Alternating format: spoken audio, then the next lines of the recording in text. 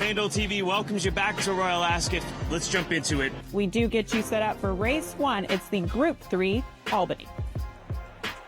They're off. Day 4 underway with the Albany Stakes over 6 furlongs, 1,200 metres. Venetian Sun on the left in the blue and white getting into this with Bibi Dahl in the headgear, and then Awaken and Nandita and Valentina and Green Sands. Moving on down towards the last furlong. Venetian Sun out in the middle in the royal blue has moved through to lead. Fitzella coming down the stand side running rail. Then Awaken in the light blue Gold Digger. The nose-banded Fairy Oak is finishing off strongly, but it's Venetian Sun who shines and wins the Albany.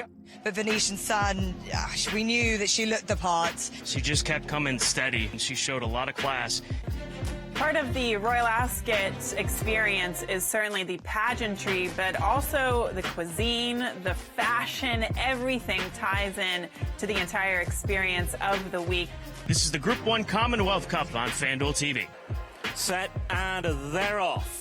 Racing away for the Group 1 Commonwealth Cup over the 6 furlongs. Now beginning to try and pick up the pace and being followed through then by the filly Rayevka as they race now down towards the final furlong and a half. It's the filly the far side, Time for Sandals. More near side is Arizona Blaze from Saida Darian. Rayevka coming into it, then Shadow of Light. They're racing towards the final half. Time for Sandals far side. Near side is Arizona Blaze. Time for Sandals, Arizona Blaze. Then came Rayevka. They hit the line. Time for Sandals. Time for Sandals. Time for Sandals probably benefited from the pace that she so spicy set. As we expected, she was very good out, but just couldn't last home. A well-deserved drink of water there. Congratulations to Time for Sandals. We've got, let's call it the feature. This is the big one coming up, the coronation route. Gabby, I know we had a Group 1 at the Commonwealth Cup and brilliant Group 1 performers there, but this 3-year-old filly race is one of the biggest 3-year-old filly races on the planet Earth. And they're off. Racing away, just ridden away from the start with Cercene, over 1 mile on the round course for the Coronation Stakes.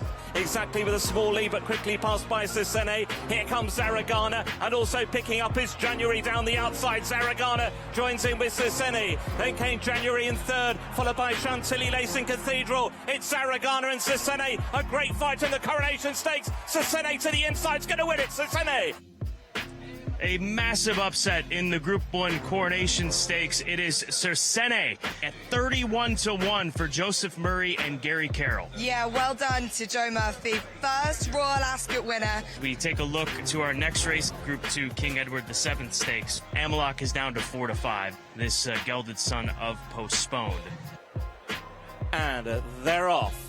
They're racing away. It's 1.5 miles in front of them in the Group 2 King Edward VII Stakes. A serious challenge racing down toward the final furlong and a half, and it's Amiloc. It now goes by Galveston. Zaran is trying to go out and chase them down with Wimbledon Hawkeye back in fourth. They're on towards the final furlong. It's Amiloc. Amiloc by 2 lengths to Galveston. Zaran is trying to get closer with each and every stride inside the final half. It's Amiloc trying to hold on from Zaran, and Amaloc's going to remain unbeaten. He won the King Edward VII.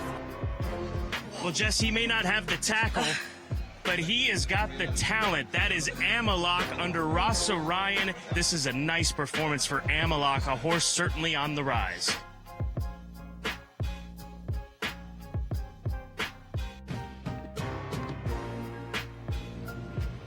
Four days of this year's royal meeting already complete. One more day to go. We'll look forward to bringing you live on-site coverage of the final day of this year's Royal Ascot meeting tomorrow morning.